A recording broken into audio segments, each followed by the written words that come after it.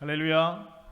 오늘도 복된 주일 하나님의 성전에 나와서 하나님 앞에 예배함으로 나가는 우리 성도들에게 오늘도 예배를 통하여서 하늘의 복과 은혜가 여러분의 가정과 또 삶의 지경과 생업 가운데 충만하게 넘치실 수 있기를 우리 주님의 이름으로 축복합니다. 우리 지난주에는 귀 있는 자는 들을지어다 라는 말씀으로 말씀 전했는데요. 지난주 말씀 기억하면서 우리가 성령을 받은 것과 성령이 충만한 것은 다르다라고 하는 말씀을 드렸습니다.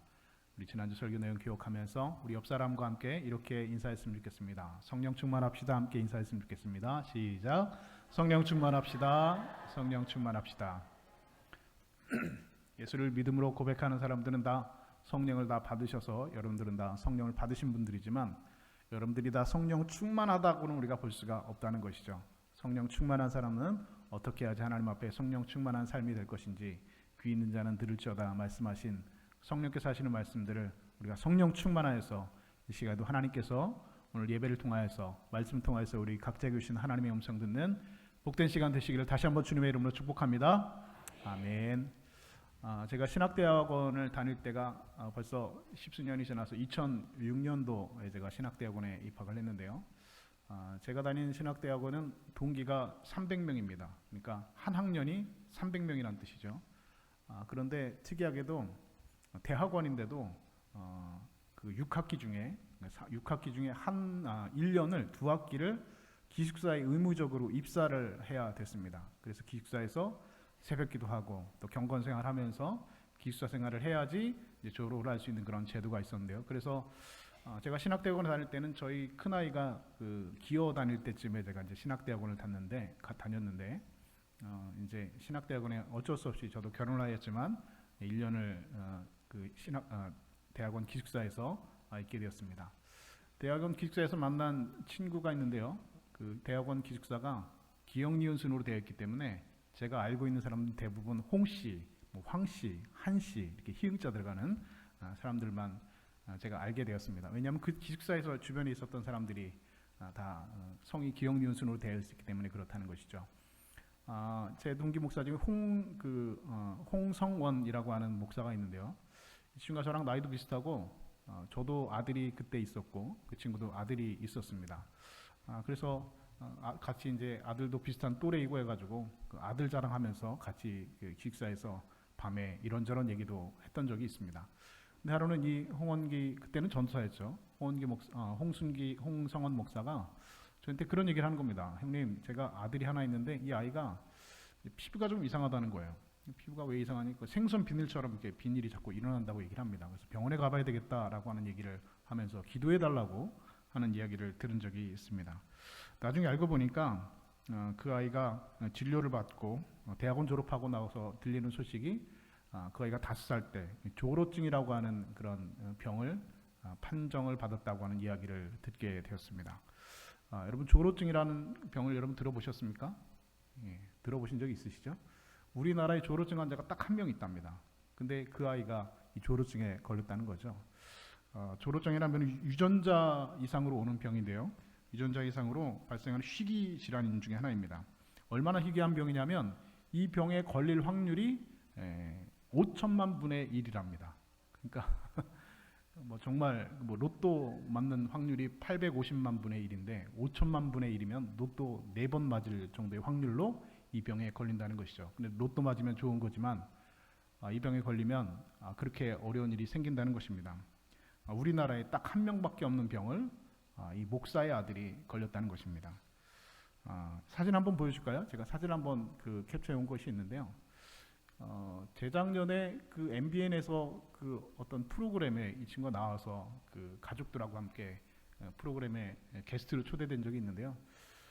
머리가 다 빠졌습니다. 그리고 이 아이들은 조로증이라는 건 말 그대로 빨리 늙는다는 겁니다. 그러니까 정상인들보다 시간이 7배가 빨리 지난다는 것이죠. 그래서 이 아이들이 20살을 넘기기가 참 쉽지 않다라는 이야기를 듣게 되었습니다. 이 장면이 그래서 미리 생일 축하를 하는 잔치입니다. 생일 축하를 하는 겁니다. 저희 큰아이하고 동갑이니까 올해 이제 20살이 된 거죠. 20살이 됐는데 20살까지가 살기가 너무 힘들다는 겁니다. 그래서 엄마 아빠가 20살 생일 축가를 미리 이렇게 17살 때 미리 하는 장면이 이 방송에서 보이겠습니다. 네, 이제 사진 그만 보여주셔도 될 것 같습니다.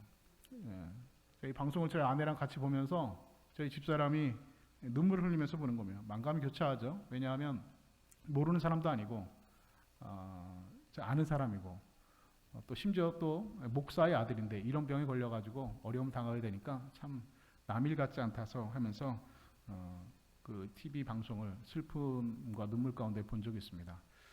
저희 큰아이랑 2004년생 동갑이니까 올해로 이제 20살이 되었습니다. 아직 살아있을까요? 아니면 죽었을까요? 네, 아직 살아있더라고요. 그래서 다행히 이때 17살 때 20살 생일 축하를 미리 했는데 20살을 넘겨서 뭐 열심히 관리를 하더라고요. 이 친구가 유튜브도 합니다. 유튜브 구독자가 40만 명이 넘습니다. 굉장히 열심히 살고 있고 열심히 운동도 하고 있고 열심히 또 새로운 치료도 받고 있어서 아직까지 살아 있습니다. 그런데 방송에서 보니까 이 부모님들이 그 엄마 아빠가 울면서 그런 인터뷰를 하는 거를 본 적이 있습니다. 무슨 인터뷰를 하냐면 이 아이의 그 장례식을 미리 준비하는 겁니다. 왜냐하면 아이가 아무리 건강해도 엄마 아빠보다는 먼저 세상을 떠날 것이기 때문이라는 것이죠. 그래서 이 아이의 장례식을 미리 준비한다 이야기는 들은 적이 있습니다. 다른 방송에서 이 홍성원 목사가 나와서 이야기를 들은 적이 있는데요. 이 아들이 졸업병 진단을 받고 나서 목사님이 이렇게 기도했답니다. 하나님, 하필이면 왜 접니까? 사람들도 많고 많은데 우리나라에만 5천만 명이 있는데 이 5천만 분의 1의 확률로 희귀병이 걸리는데 하필이면 왜 제 아이한테 이런 병이 걸리게 하십니까? 제가 주의를 하겠다고 이렇게 목사가 돼서 헌신하고 있는데 이 목사의 아들이 이런 어려운 병에 걸리면 하나님 어떻게 하자는 겁니까? 하면서 하나님 앞에 기도했던 적이 있다고 합니다. 그런데 하나님께서 지금까지 대답이 없으시답니다. 아직까지도 하나님께서 거기에 대해서 침묵하고 계시다는 이야기를 들은 적이 있습니다. 그리고 나서 이 홍성원 목사가 책을 하나 썼는데요. 그 책 제목이 내 새끼 손가락 아들이라고 하는 책입니다. 그 책에서 홍성원 목사가 이렇게 기록을 해놓았습니다. 우리의 삶은 늘 고통과 시련이 존재한다. 그때 고난이 직면하는 우리의 자세가 중요하다. 왜가 아닌 어떻게 살아낼 것인지 집중하며 삶을 성실히 지켜낼 때 고난의 신비와 복음의 힘을 비로소 경험할 수 있다라고 책을 썼습니다. 미국 보스턴에 헤롤드 쿠시너라고 하는 유대교 랍비가 있는데요. 이 랍비의 아들도 이 조로증에 걸렸다고 합니다. 내가 그동안 하나님 앞에 온몸과 마음을 바쳐서 하나님 앞에 헌신하고 봉사했는데 왜 나에게 이런 일이 생기는가? 이 랍비도 눈물과 한숨 속에 지냈다는 것이죠. 그런데 어느 날 눈을 들어서 이웃을 바라보니까 지금까지 너무나도 행복하게 보이던 사람들, 너무나도 행복해 보이던 가정들이 너나 할 것 없이 알지 못했던 그런 시련과 고통 속에 살아가고 있다는 사실을 깨닫게 되었다고 합니다. 그 중에서 특히 선하게 살고 바르게 살려고 애를 쓰는 사람들, 착하게 살려고 애를 쓰는 사람들 중에서도 어려움을 당하고 고통을 당하고 있다는 사실을 비로소 깨닫게 되었다고 합니다. 그래서 그는 이렇게 질문합니다. 왜 하나님의 뜻대로 살려고 애쓰는 사람에게 고통이 생기는가? 라고 난 질문이라는 것이죠. 왜 하나님의 뜻대로 살려고 하고 하나님의 말씀대로 살려고 하고 하나님 율법을 지키려고 하고 하나님의 뜻대로 선하게 살려고 하는 사람에게 왜 이런 고통이 생기는가? 스스로에게 질문하였습니다. 그러다가 책을 한 권 썼는데 그 책의 제목이 왜 선한 사람에게 나쁜 일이 일어난가? 라고 하는 책의 제목으로 글을 썼습니다. 그 책의 마지막에 히시노 쿠시퍼 이 랍비는 이렇게 고백을 결론을 내리고 있습니다. 고통에도 뜻이 있다라고 하는 결론입니다. 여러분, 이 세상의 모든 고통에는 반드시 뜻이 있습니다. 누구의 뜻일까요? 하나님의 뜻이 있다는 것이죠. 우리 삶에 일어나는 모든 고통에는 하나님의 뜻이 있는 것입니다. 목사님, 하나님께서 그럼 저에게 고통을 주시나요? 사단의 시험 때문에 제가 고통받는 게 아닙니까? 여러분, 물론 사단이 우리를 시험할 때도 있죠. 그러나 여러분, 사단도요, 하나님이 허락한 시험을 하신다는 겁니다. 그리고 그 사단이 우리에게 주는 시험도 사실은 우리가 선택할 수 있는 시험이라는 것이죠. 그러므로 말미암아 모든 이 세상에 일어나는 우리의 삶의 고통의 문제는 하나님의 뜻이 분명히 있다라는 사실입니다. 앞에서 나온 홍원기 목사가 재작년에 다니엘 교대에 나와서 설교하면서 그런 이야기를 한 적을 들은 적이 있습니다. 설교 본문이 요한복음 9장 3절 말씀인데요. 9장 3절 말씀이 이런 내용이죠. 예수님께서 대답하시되 이 사람이나 그 부모의 죄로 인한 것이 아니라 그에게서 하나님이 하시는 일을 나타내고자 하심이라. 어떤 사람이 눈먼 그 사람이 있다는 것이죠. 그런데 이 사람이 맹의로 난 것이 누구의 죄 때문이냐라고 물었습니다. 이 사람의 죄 때문입니까? 아니면 이 사람의 부모의 죄 때문입니까? 라고 물었다는 것입니다. 그때 예수님께서 뭐라고 말씀하십니까? 이 사람 죄 때문인도 아니고 이 사람의 부모의 죄 때문인도 아니고 하나님이 하시는 일을 나타내고자 함이라 라고 주님께서 말씀하셨다는 겁니다. 무슨 말입니까? 그 사람의 그 고통에도 분명히 하나님의 뜻이 있다라고 하는 말입니다. 오늘 전도서 7장 14절은 이렇게 말씀합니다. 형통한 날에는 기뻐하고 곤고한 날에는 되돌아보아라. 이 두 가지를 하나님께서 병행하게 하사라고 말씀하고 있습니다. 하나님께서 우리 인생에 형통한 날과 그리고 곤고한 날을 병행하게 하셨다는 말입니다. 여기서 이 병행이라고 한다는 히브리어로 아사라고 하는데요. 이 아사라고 하는 말은 배치하다라는 뜻을 가지고 있습니다. 다시 말해서 하나님께서 우리 인생에 형통한 날과 곤고한 날을 병행해서 배치해 놓으셨다는 것입니다. 우리 인생에 햇빛이 비치고 구름 한 점 없는 좋은 날이 있는가 하면 비가 오고 굳은 날도 있습니다. 순풍에 돛을 달고 바다 위를 미끄러듯이 항해하는 그런 날이 있는가 하면 폭풍을 만나서 거센 바람과 파도에 휩쓸려 죽을 것 같은 그런 경험들을 할 때가 있더라는 것입니다. 웃을 때가 있으면 눈물 흘릴 때가 있습니다. 건강할 때가 있으면 병들 때가 있습니다. 잘 될 때가 있으면 어려움을 겪을 때가 분명히 있다는 것입니다. 하나님께서 그렇게 우리 인생에 형통한 날과 곤고한 날을 병행해서 배치해 놓았기 때문입니다. 그래서 우리 인생의 형통한 날, 원문대로 하면 아름다운 날이라고 원문에 기록되어 있는데 우리 인생에 여러분 아름다운 날, 정말 올해 햇살처럼 행복하고 햇볕이 가득 내리쬐는 그런 아름다운 날이 있다고 한다면 그날은 여러분 우리가 어떻게 됩니까? 마음껏 즐거워하고 마음껏 그것을 기뻐하고 누릴 수 있어야 됩니다. 그것을 우리가 그 행복하고 아름다운 날들을 누릴 수 있어야 됩니다. 공연히 불안해하면서 내가 이렇게 즐거워해도 되나? 이러다가 또 갑자기 어려운 일이 생기는 거 아닌가? 라고 여러분 할 필요가 전혀 없다는 것이죠. 왜 그렇습니까? 그건 역시 하나님께서 우리에게 주신 것이기 때문에 그렇습니다. 다시 말해서 그렇게 형통한 날을 하나님께서 우리에게 주신 것이기 때문에 그때는 마음껏 그 아름다움과 형통한 날을 여러분 누릴 수 있어야 됩니다. 그러다가 우리 인생 가운데 곤고한 날이 오면 우리가 어떻게 되겠습니까? 되돌아보라고 성경은 말씀하고 있습니다. 무엇을 되돌아보아야 됩니까? 이런 고통을 주신 하나님의 뜻을 우리는 깊이 되돌아봐야 합니다. 그리고 생각해 봐야 합니다. 그건 역시 하나님께서 우리 인생에게 주신 것이기 때문에 그렇습니다. 오늘 내가 당하고 있는 고통, 내가 겪고 있는 어려움은 나만 당하고 있는 것이 아니라 누구도 예외 없이 다 겪고 있는 것입니다. 여러분 옆에 계신 분 한번 쳐다보실래요? 한번 이렇게 쳐다보시죠. 네, 좋아 보이시죠? 네, 평안해 보이시고요. 좋아 보이실 것 같습니다. 한번 웃어보시죠. 옆에 있는 분 한번 웃어보시죠. 한번 씩하고 한번 웃어보시죠. 네. 웃는 게 여러분 웃는 게 아닌 분들이 분명히 계실 겁니다. 내가 웃는 게 아니야. 겉으로는 웃지만 예배당 나왔으니까 여러분 웃어야죠. 어떻게 하겠습니까? 예배 드리는데 찡그리면서 그럴 수 없잖아요. 성도들 만나는데 목사님 만나는데 찡그리면서 예배 드릴 수 없잖아요. 웃으라고 하니까 여러분 웃는 거지만 웃는 게 아닌 마음으로 이 자리에 계신 분들도 분명히 있을 것입니다. 다 그런데 말 못한 고통과 어려움이 있지만 그냥 웃으면 사는 겁니다. 왜 그렇습니까? 웃으며 사는 것이 하나님의 뜻이고 기뻐하는 것이 하나님의 뜻이기 때문에 그렇습니다. 행복한 사람이 감사한 것이 아니라 감사한 사람이 행복한 것이기 때문에 그렇습니다. 여러분 저분에게 무슨 고민이 있을까? 이렇게 씩 웃는 분에게 무슨 어려움이 있을까? 여러분 생각되지만 사실은 사연 없는 무덤이 없다고요. 그 내면을 살펴보면 정말 말할 수 없는 그런 괴로움을 안고 살아가는 사람들이 분명히 있다는 것입니다. 오늘 예배당에 오신 이분 여러분들 중에서도 정말 웃는 게 아닌 분들로 사는 분들이 분명히 있다는 것입니다. 여러분 보시기에 저는 어때 보이십니까? 괜찮아 보이시죠? 목사 가운 입고 웃으면서 설교하는 거 보니까 분명히 괜찮아 보이실 것 같습니다. 어떤 교인이 저희 집사람에게 이렇게 이야기하는 것을 제가 우연히 들은 적이 있습니다. 뭐라고 얘기하냐면 사모님 참 좋으시겠어요. 왜요? 뭐 갑자기 왜요? 그랬더니 목사님 뭐 술도 안 먹고 뭐 속썩이지도 않고 얼마나 좋아요. 목사님 얼마나 사모님 좋으시겠어요. 네. 저희 집사람이 좋을까요? 네, 속도 모르고 하는 얘기죠. 네, 저희 집사람도 여러분 참 힘들게 살고 있습니다. 저랑 사느라고 얼마나 고생이 많은지 몰랍니다. 그럼 저는 저희 집사람과 살아가면 고생이 없을까요? 네, 저도 힘듭니다. 네. 여러분 목사도요 좋아 보이지만 여러분 말로 못할 그런 고통들과 고민들을 안고 살아가고 있고 저도 죽을 똥 살 똥 끙끙대면서 살아갈 때가 여러분 한두 번이 아닙니다.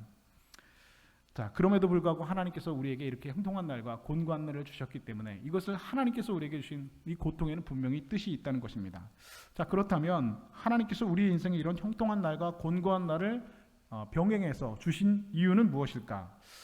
첫 번째로 그 이유는 그 고난이 우리를 잠에서 깨워주기 때문에 그렇습니다. 종교개혁자 마틴 루터가 자신이 꾸었던 꿈에 대해서 이렇게 기록해 놓은 기록이 있습니다. 하루는 사탄이 자기 부하들을 놓고 회의를 했답니다. 회의의 주제는 어떻게 하면 이 예수쟁이들을 완벽하게 이 땅에서 없애버릴 수 있을까라고 하는 회의의 주제였습니다. 첫 번째 부하가 이렇게 의논한 다음에 사탄들을 부하들을 다 땅으로 내려보냈죠. 그리고 얼마 후에 이 사탄들이 돌아와서 사탄의 이 왕에게 보고를 했습니다. 첫 번째 부하가 보고합니다. 두목님, 저는 사막을 걸어가고 있는 예수쟁이들에게 굶주린 사자를 보냈습니다. 그런데 예수쟁이들이 그 옆에 사자가 있음에도 불구하고 입을 떡 벌리고 있음에도 불구하고 평화스럽게 기도를 하고 있었습니다. 이 방법은 소용이 없습니다. 라고 보고를 했다는 것이죠. 두 번째 부하가 이어서 보고합니다. 저는 바다를 항해하는 예수쟁이들에게 폭풍과 바람을 일으켜서 그 배를 침몰시켜 버렸습니다. 그런데 예수쟁이들은 물에 빠져들어가는 배에서도 기쁘게 찬송하고 있었습니다. 이 방법도 소용이 없습니다. 그런데 세 번째 부하가 이렇게 보고했습니다. 두목님, 저는 한 교회에 찾아가서 10년 동안 그 교회의 모든 일이 다 잘 되고 편안하게 만들어 주었습니다. 그랬더니 그들의 모든 영과 육은 완전히 썩어버렸습니다. 라고 보고했다는 것입니다. 여러분, 교회는요 절대 편안한 곳이 아닙니다.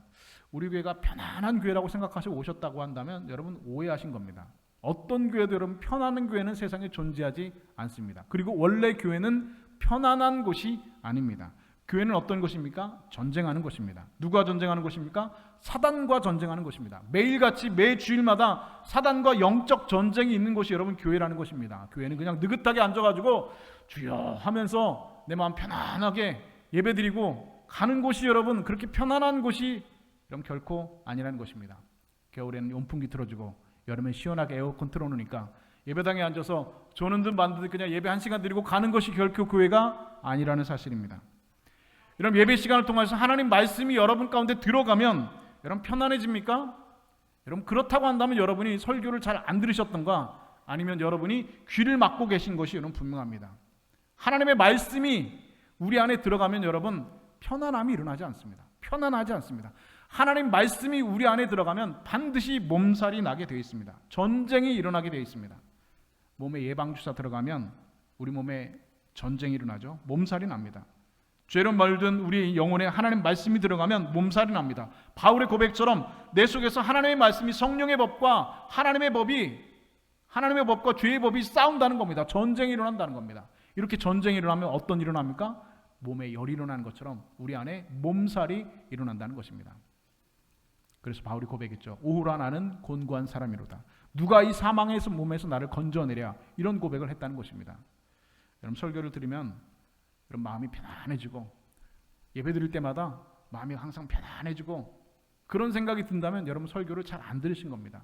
하나님 말씀이 우리에게 들어가면 우리 삶 가운데 여러분 전쟁이 일어나게 되었습니다. 예방주사 맞은 것처럼 몸살이 일어나게 되어 있습니다. 그렇지 않고 그 말씀이 내 삶 속에서 움직이지 않으면 그냥 편안함만 있다고 한다면 여러분 우리가 설교를 잘못 들은 것이나 아니면 예배를 잘못 드린 것임에 분명합니다.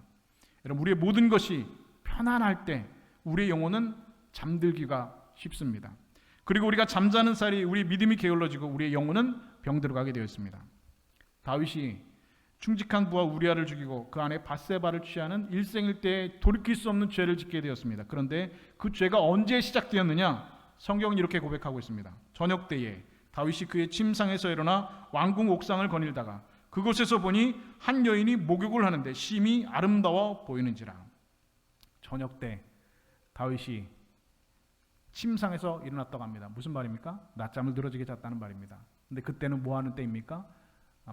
다윗의 부하들은 지금 목숨을 걸고 전쟁터에서 싸우고 있는 때입니다. 그런데 다윗은 지금 낮잠 자고 저녁에 일어나서 한가롭게 왕궁 옥상을 거닐다가 보니까 저기에 목욕하는 여자를 봤다는 것이죠. 그리고 그때 사탄은 그 틈새를 놓치지 않고 다윗의 마음을 파고들어서 그를 넘어뜨리고 말았습니다.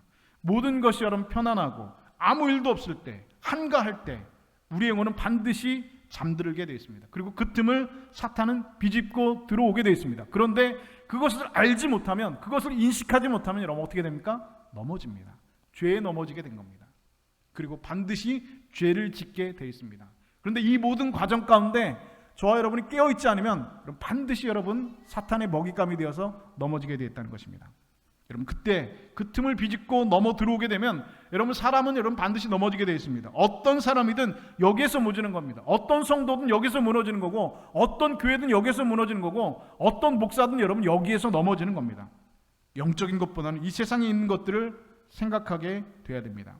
그러나 우리의 삶에 고난이 다가올 때 이런 모든 생각들이 다 사라져버리고 오직 하나님만 바라게 된다라고 하는 것이죠. 그래서 하나님께서는 우리에게 편안하게 아주 잠들지 않도록, 여러분들이 사망의 잠을 자지 않도록 우리 가운데, 우리의 인생 가운데 고난의 날을, 곤고한 날을, 고통의 날을 병행해서 우리에게 주시는 것입니다.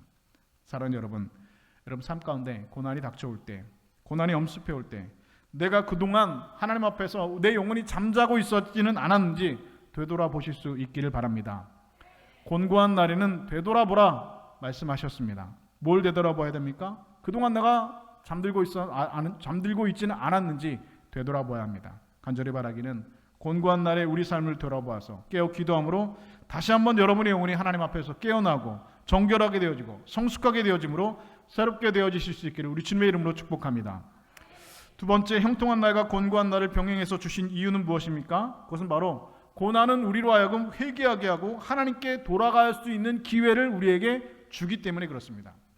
여러분 여기서 중요한 것은 기회라고 하는 것입니다. 기회.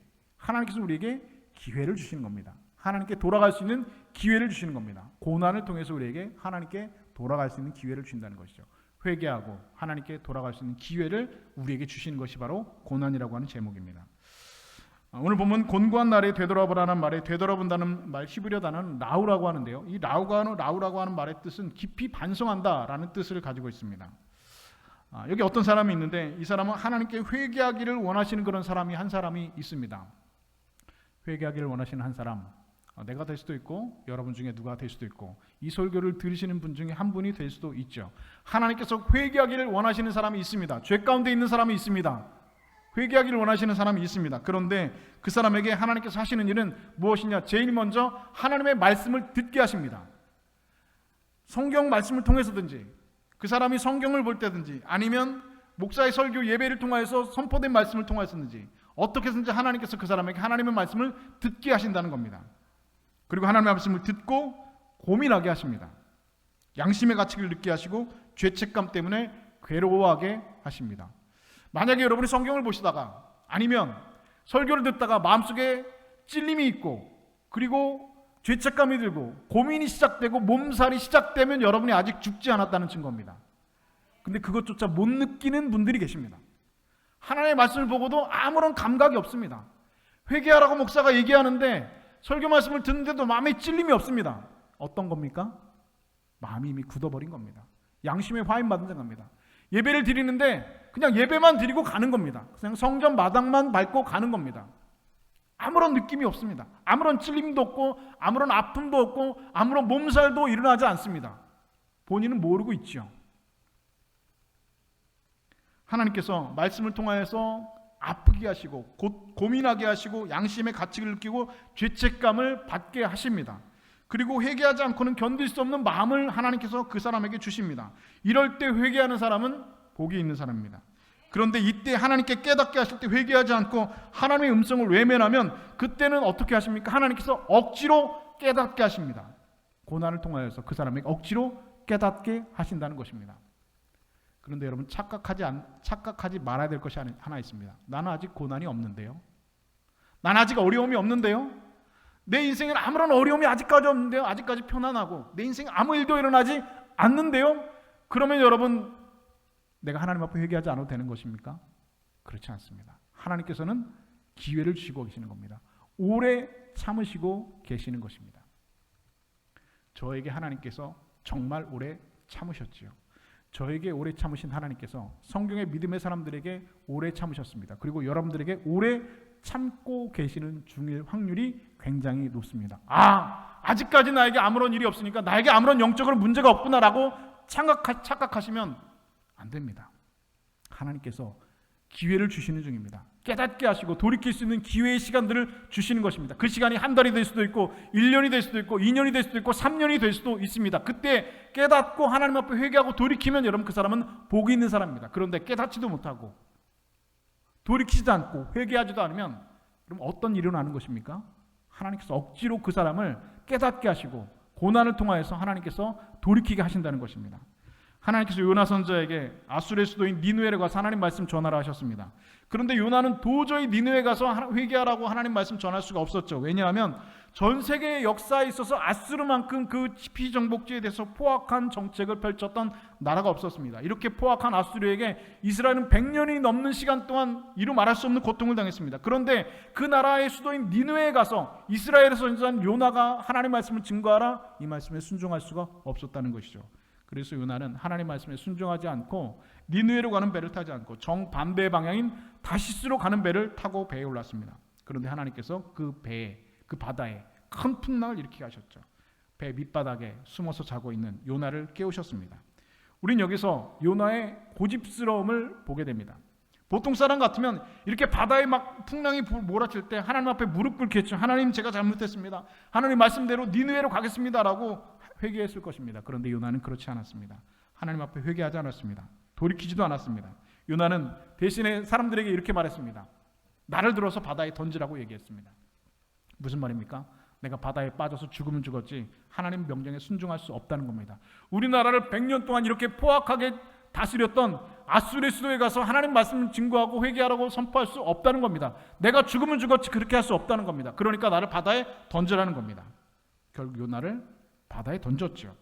큰 물고기가 요나를 삼켜버렸습니다. 그리고 요나는 3일 동안 물고기 뱃속에서 자신을 되돌아보면서 깊이 생각합니다. 그리고 그 물고기 뱃속에서 요나는 이렇게 기록하고 이렇게 기도했습니다. 요나서 2장 2절은 요나의 기도를 이렇게 기록하고 있습니다. 내가 받은 고난으로 말미암아 여호와께 불러 아뢰었더니 주께서 내가 대답하셨고 내가 수울의 뱃속에서 부르짖었더니 주께서 내 음성을 들으셨나이다. 그리고 하나님께서는 요나를 다시 세우시고 다시 하나님의 선자로 세워서 니느웨로 가서 하나님 말씀을 선포하는 하나님의 선자로 다시 세우셨다는 사실입니다. 여러분, 하나님의 말씀을 듣고 고민이 된다면, 양심의 가책을 느꼈다면, 그 말씀을 듣고 여러분이 마음에 찔림을 받고 몸살이 난다면, 그리고 회개하고 싶은 마음이 든다면 하나님께서는 여러분을 사랑하시는 분입니다. 사랑하시기 때문에 그냥 그대로 살 수 없도록 내버려 두실 수 없는 사람인 것입니다. 그때 회개하고 하나님 앞에 돌아가는 사람은 정말로 복이 있는 사람입니다.